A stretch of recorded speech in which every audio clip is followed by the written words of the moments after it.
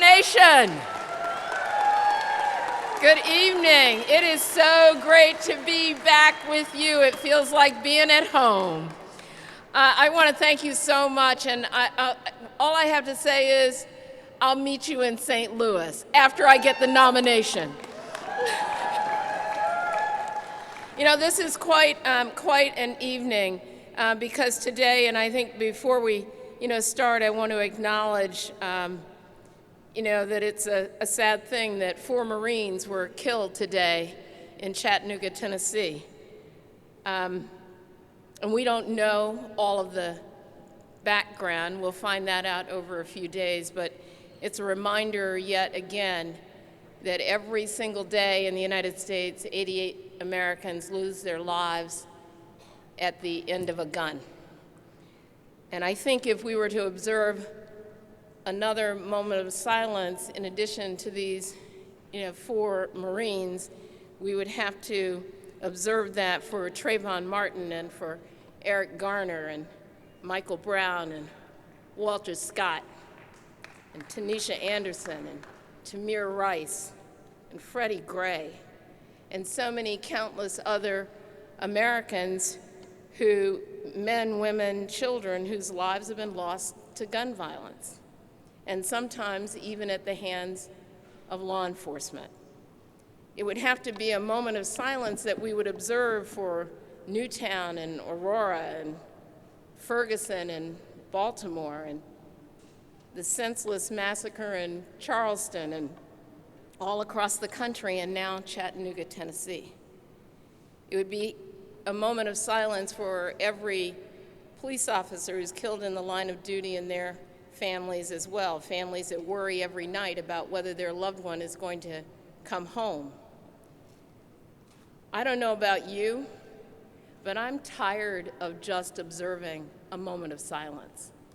It's time for us to turn that moment of silence into action.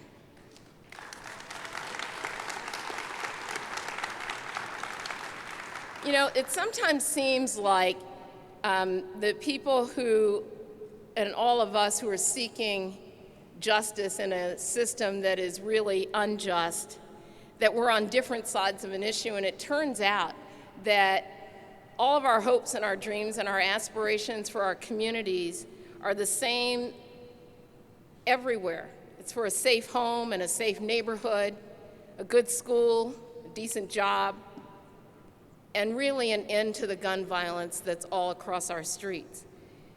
But the solutions are not simple ones. They're complex solutions, and they require leaders who are willing to do a whole bunch of different things at the same time.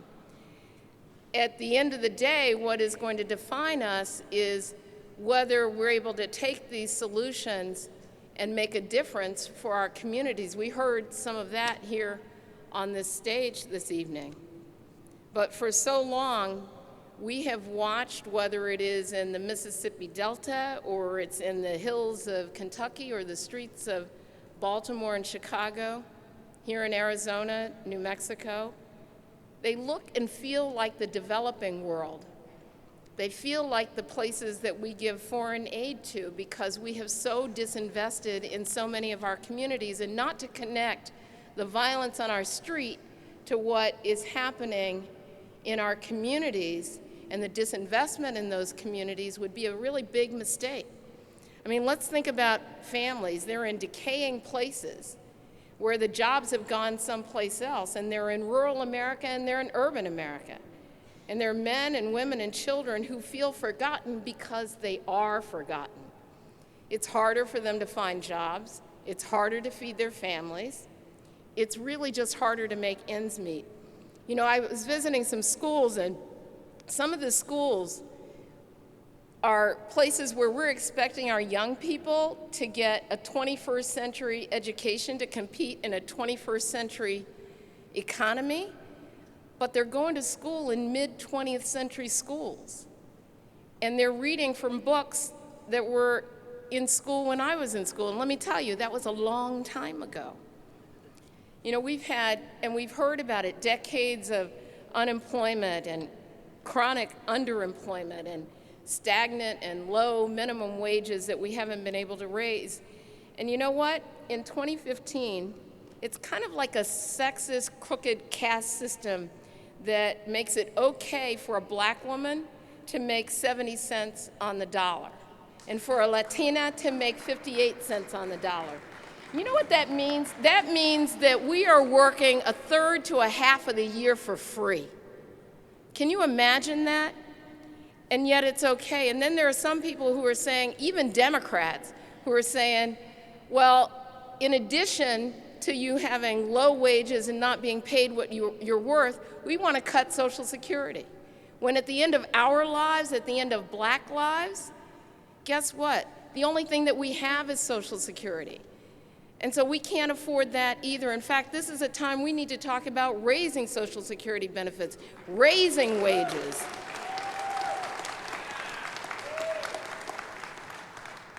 And I thought, as I listened to some of the remarks on stage, yeah, Black Lives Matter.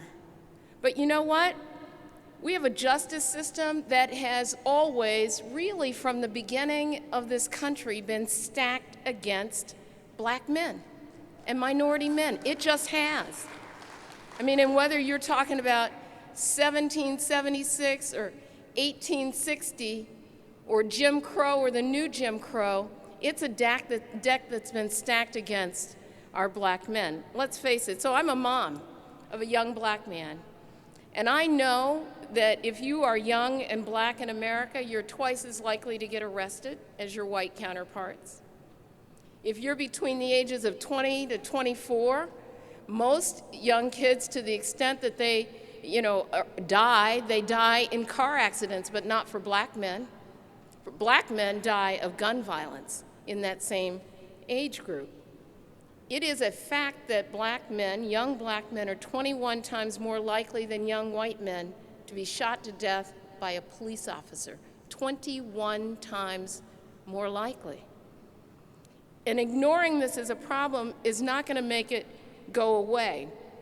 Some people have complained about the mistrust that African Americans have for the justice system, and they complain about that as though we are suffering from some kind of paranoia that is not born in reality. But in fact, that mistrust is deeply born in reality, and it's born by these statistics that we just heard.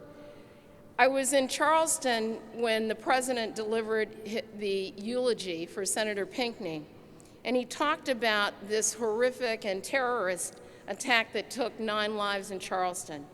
And he connected the wounds of our painful past to today's injustices. One of the things that struck me was when the president spoke about the subtle impulse to call Johnny back for an interview, but not Jamal. As I sat there in that arena that had turned into a church, it made me think of Jamal, but it made me think about Jamal's mother, because I feel like Jamal's mother. It made me think about whether her experiences mirror my experiences. I bet you Jamal's mother has had a few sleepless nights when she's thought about her son out at night, and maybe he's going to be vulnerable to gun violence. I bet Jamal's mother thought about the failing schools in her neighborhood and the incarcerations of Jamal's friends and the traffic stops and whether he would know how to do the right thing. I don't know about you, but as a mom of a young black man, I can remember having the conversation, still have the conversation with my son, where I say to him, police officers are good. Mostly they're good. But if you get stopped, you keep your hands where he can see them. Because I don't want there to be some kind of an accident. And you know what? The fact is, I don't know that my white friends who are mothers have that same conversation with their young people. But I had that conversation with my son. And I bet Jamal's mother had that conversation with him. As progressives, we have to sometimes remember about, kind of what our language is. Jamal's mother, and let's go to her. Jamal's mother doesn't really say the words income inequality. She may not even know those words. But when she goes to bed, I bet you she's worried about whether she can feed herself and her children. I bet you she knows that she's working harder and longer hours than she ever did before, but not making as much money. I bet Jamal's mother knows that if she gets sick, that she can't afford to take a day off because she won't get paid for it. I bet Jamal's mother knows that the school that her children go to is not the same as another school just because she's in a different zip code. She knows that she lives in a neighborhood where she goes to sleep and she hears gun violence in the night, not lightning bugs. I bet Jamal's mother knows that she can't even find a grocery store in her neighborhood where she can get fresh fruit. I bet Jamal's mother, now this is important because we have to speak Jamal's mother's language, because we have to connect our communities, because it's important for all of us to rise up against this inequality. But Jamal's mother may not understand it when we say it's income inequality, but you know what? Her experience is exactly that. And she doesn't need to say those words because she knows that when she has to take a bus to go to work and it takes her an hour and a half to go to work, and then she has to pay for childcare, and that takes about a third of her income, and she doesn't have anything left over at the end of the week. For Jamal's mother, she doesn't have to say the words income inequality because she is living income inequality. You know, as I said to you, I'm a mom mostly, and I know that we can do better. I know we can, but we have to have a commitment. We have to have a commitment to do that. And you know, frankly, we need more than just another moment of silence every time there's another gun death. We need to stand down the National Rifle Association that is nothing more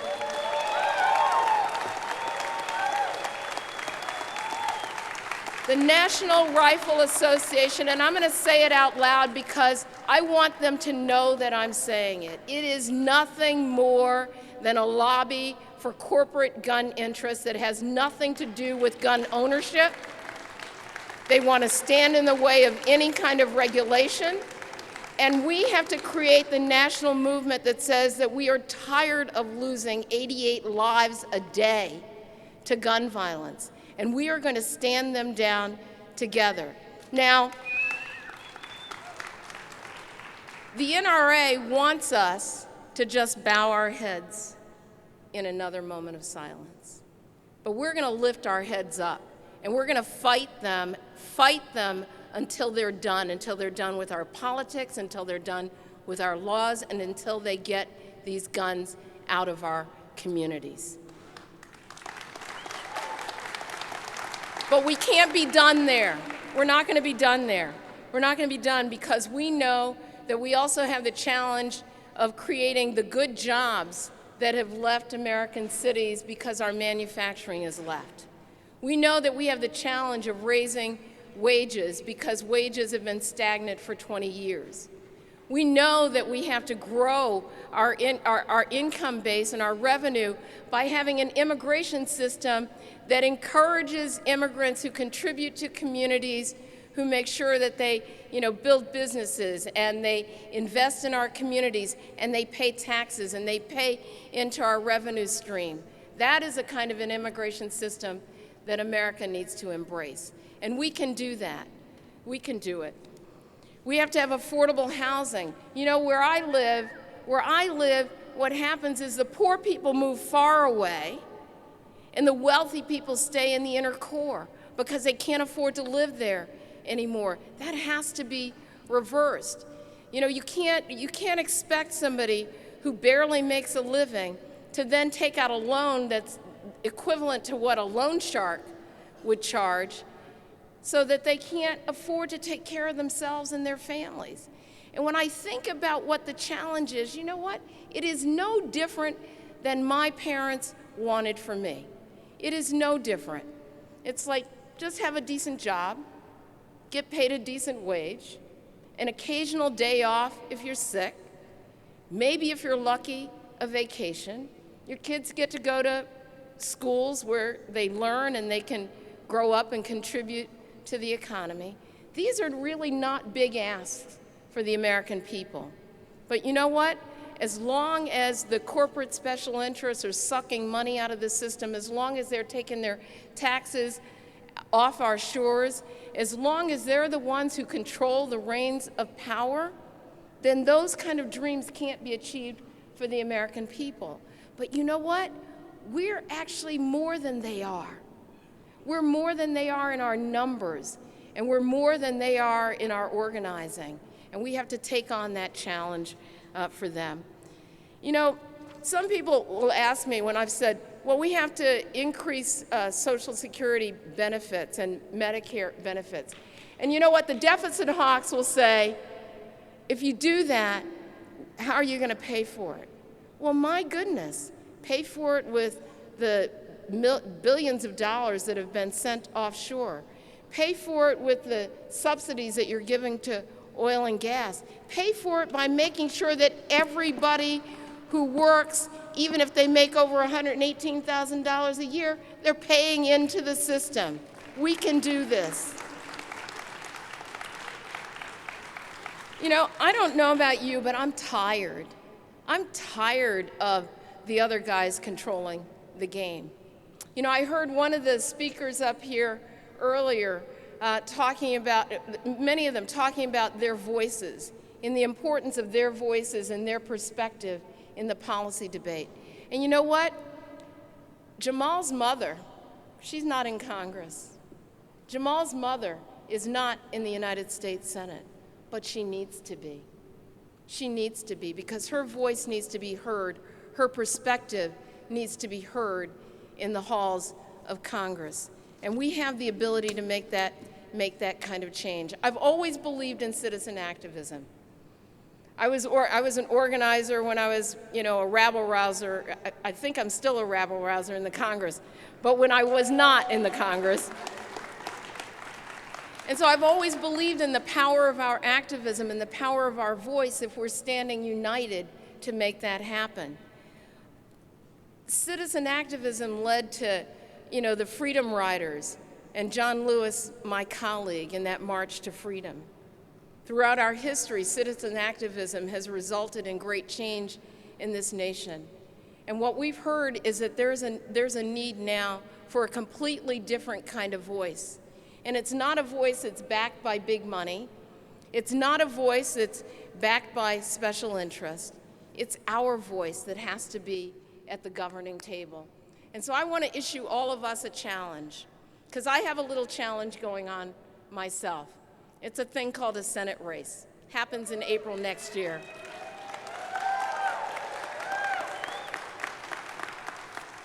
Now, there are some people who say that, I'm a little too liberal to be in the United States Senate. Some people say, they do, some people say that maybe, I'm a little too activist to be in the United States Senate. I think what they mean is that they're afraid that I might say and do something that's going to shake things up a little bit.